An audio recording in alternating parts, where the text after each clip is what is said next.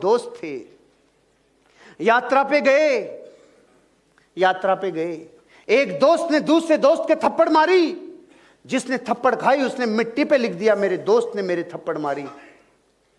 आगे गए, एक नदी आई, वहां नहा रहे थे, तो जिस दोस्त ने थप्पड़ खाई थी वो डूबने लग गया, तो जिसने थप्पड़ मारी उसने उसको बचा के लेके आया। अब की बार उसने बाहर निकल के चट्टान पे लिखा, मेरे दोस्त ने मेरी जान बचाई। थप्पड़ मारने वाले ने और बचाने वाले ने उससे पूछा, मैंने तेरे थप्पड़ मारी तो तूने मिट्टी पे लिखा, और मैंने तुझे बचाया तो तूने चट्टान पे लिखा, ऐसा क्यों किया? उसके जवाब से मेरा सीना 500 इंच का हो गया।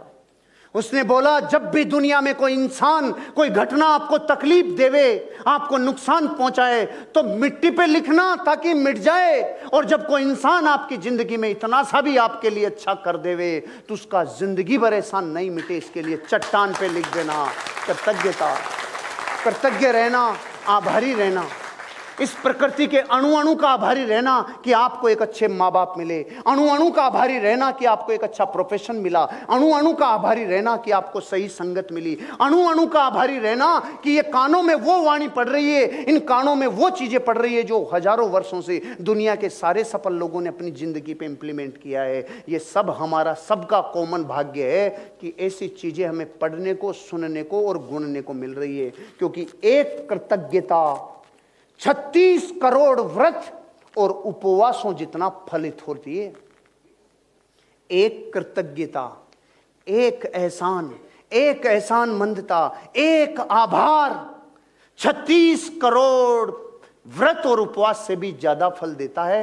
इतना कर्म बनता है एक कृतज्ञता से।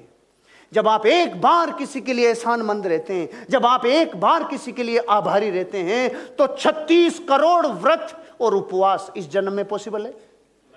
कितने जन्मों में मिलकर जो नहीं हो सकते उनका फल एक बार की कृतज्ञता देती है। इसलिए अपनी दुनिया में उन लोगों को याद मत रखो जिन्होंने क्षति पहुंचाई है, उनको याद करके तो जीवन बर्बाद करोगे, क्योंकि बदला शब्द, बदला और रिवेंज जैसी चीज दुनिया में इंसान को बर्बाद कर देती है।